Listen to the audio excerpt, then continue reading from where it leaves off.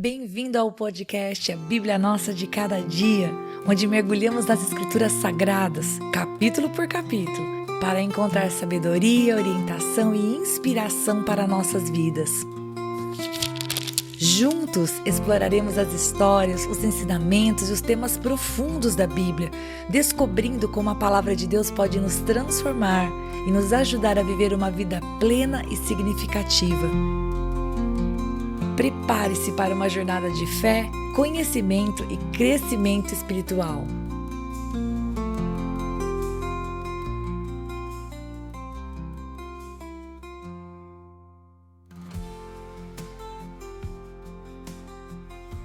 Êxodo capítulo 29.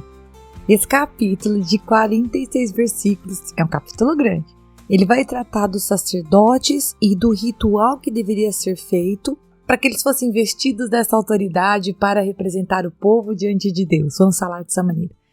E nós vamos ver essas orientações também lá em Levíticos capítulos 8 e 9. Então, quando você lê Êxodo, depois você lê Levítico, se você vai lendo na ordem, você fala, puxa, isso aqui está repetido. Tá certo, é isso mesmo, está repetido. Né? O Senhor falou, Moisés relatou no livro de Êxodo e também em Levítico está escrito a respeito.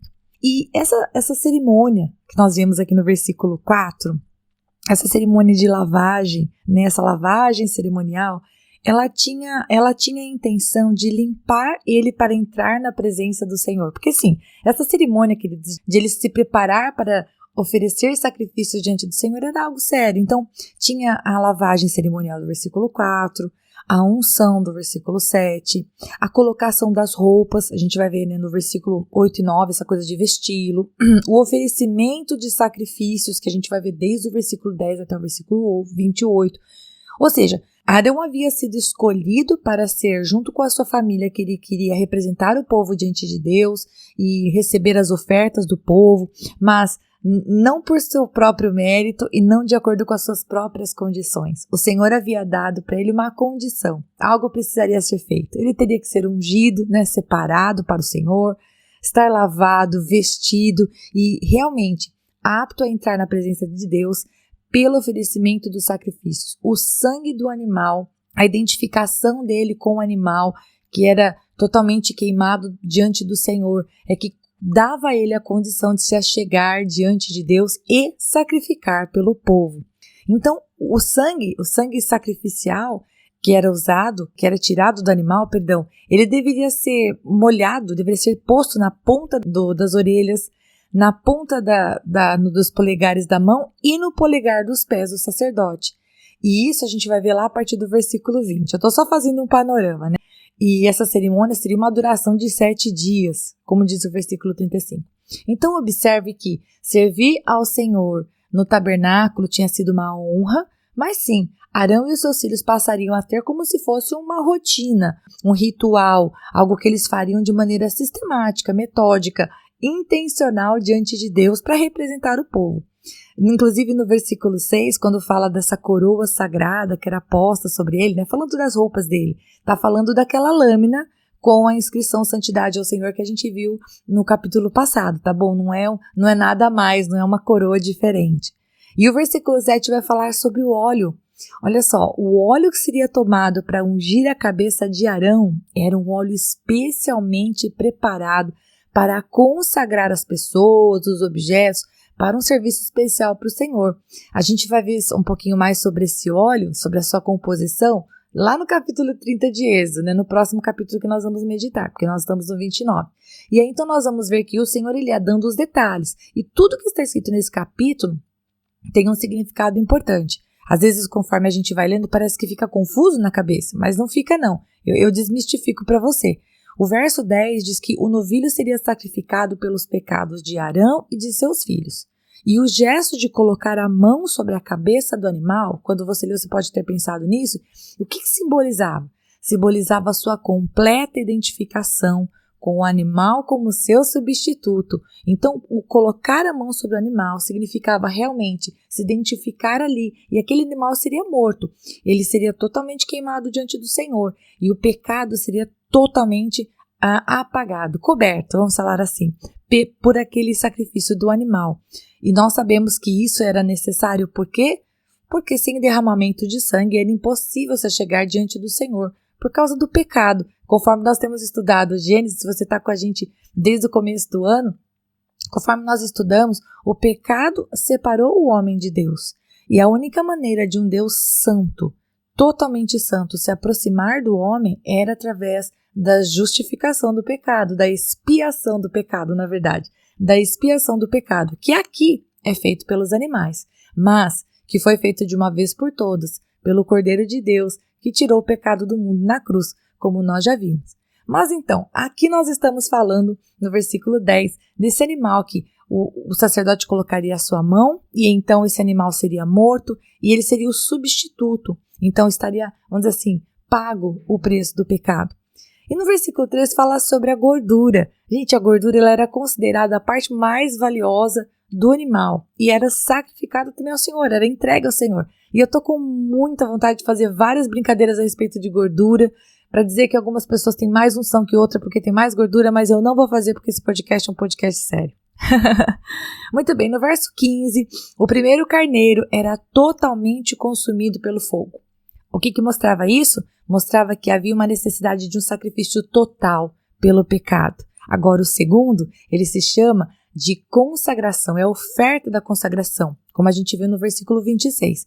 E o sacerdote ofereceria partes dele em sacrifício a Deus, né? Mas ele também se alimentaria do peito dessa oferta. Sim, a gente vai falar um pouquinho melhor sobre isso já já. No verso 18, fala sobre as ofertas queimadas, que era um sacrifício pelo pecado. Ela produzia um aroma agradável ao Senhor, que aceitava a entrega que a pessoa fazia por si mesma, né?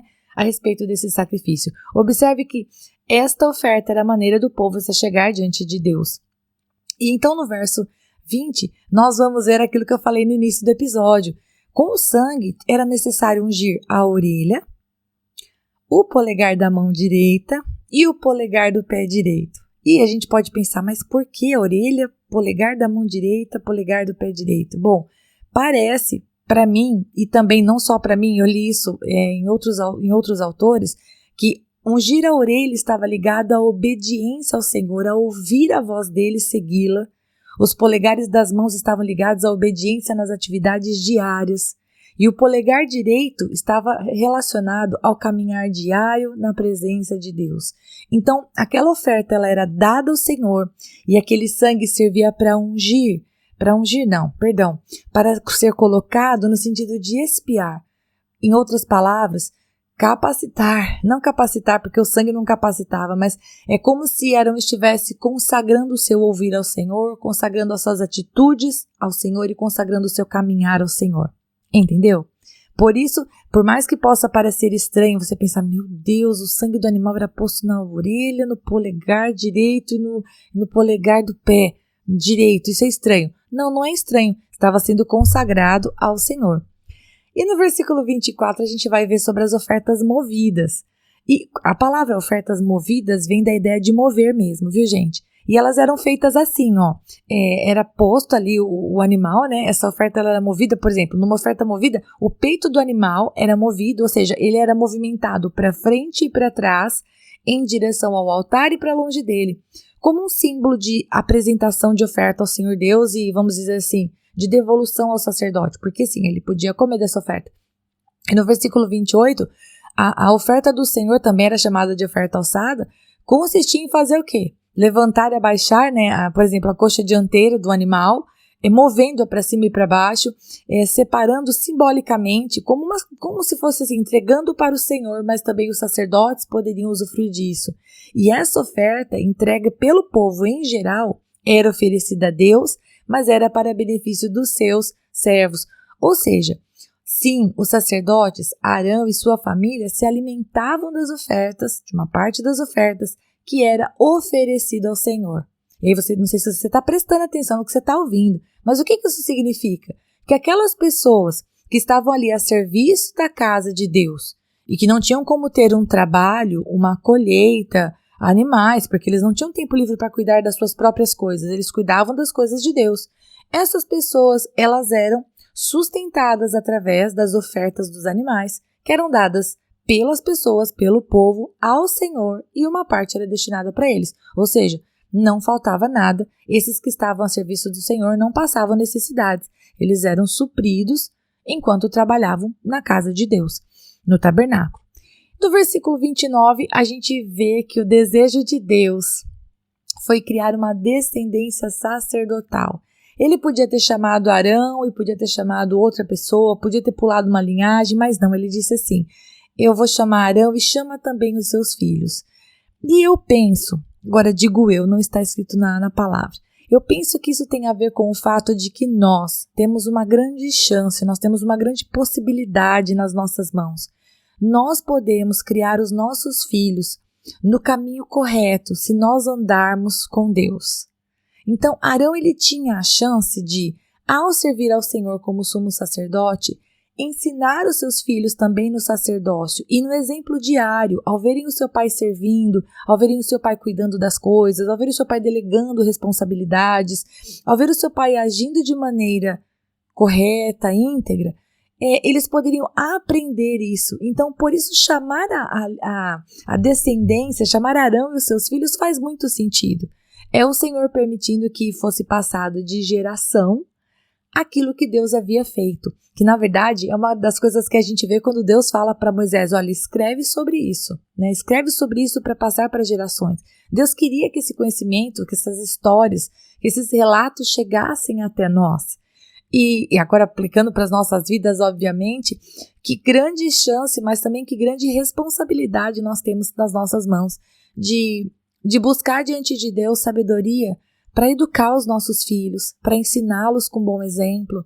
E quando errarmos, porque somos seres falhos, quando errarmos e percebemos o nosso erro, porque o Espírito Santo falou conosco, porque a própria situação revelou que foi um engano, nós podemos nos consertar diante dos nossos filhos, podemos pedir perdão, podemos buscar diante do Senhor o entendimento das coisas, podemos dialogar com eles.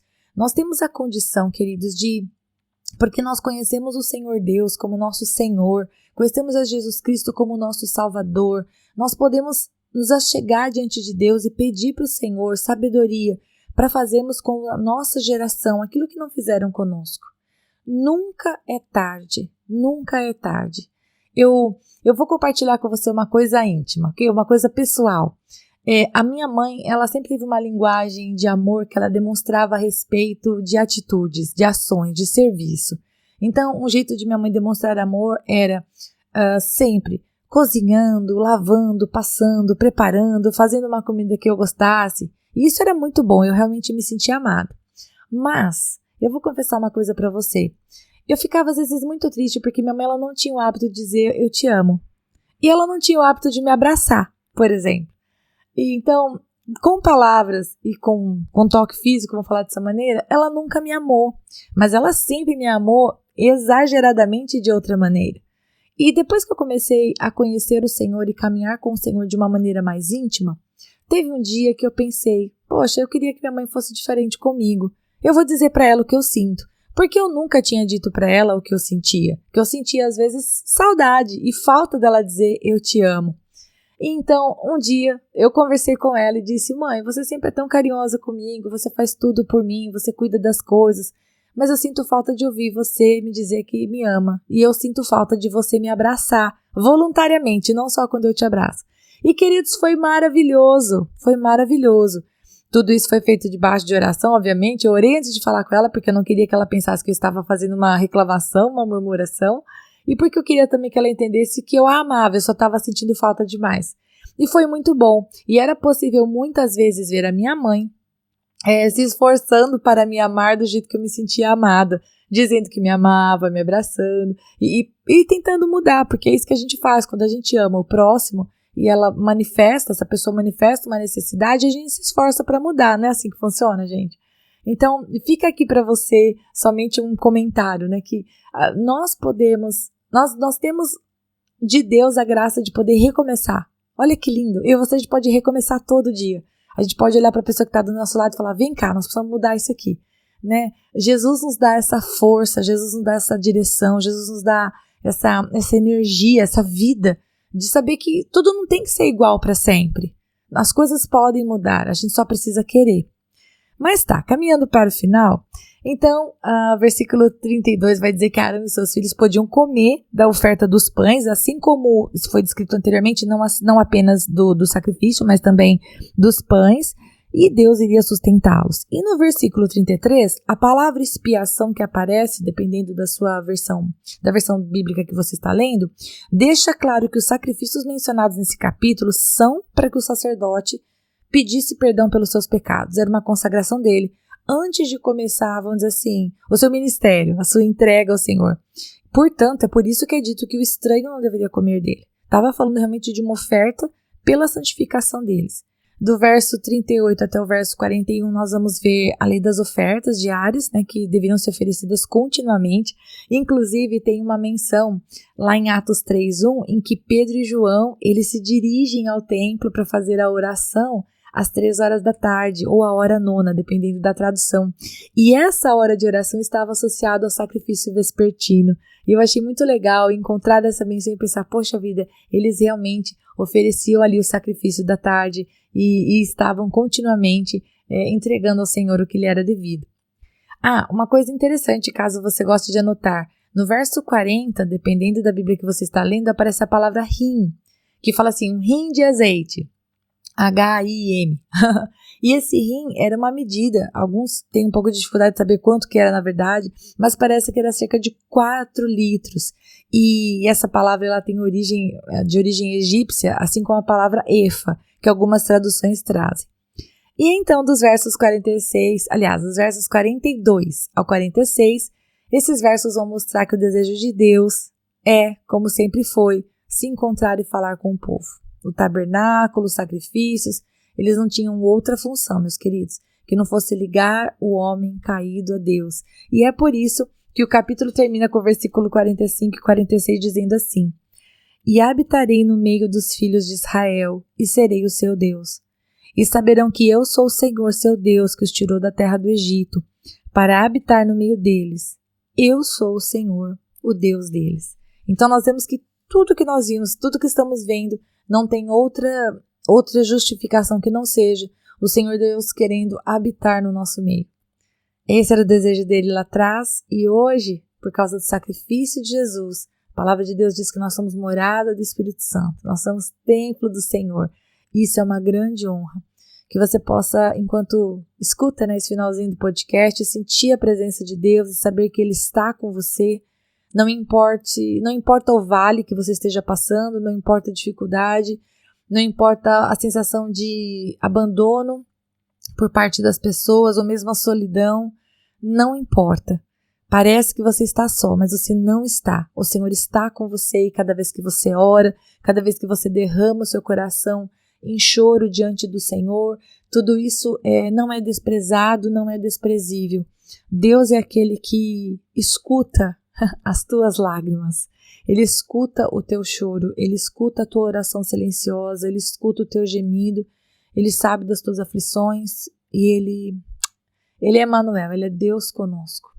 Deus abençoe muito você e até o próximo podcast, se Deus quiser.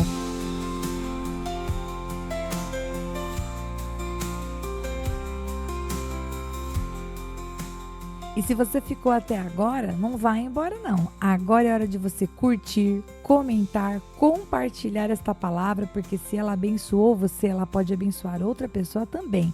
E lógico, se inscreva no canal, ative o sininho, assim você não perde os próximos episódios. Deus te abençoe e até lá!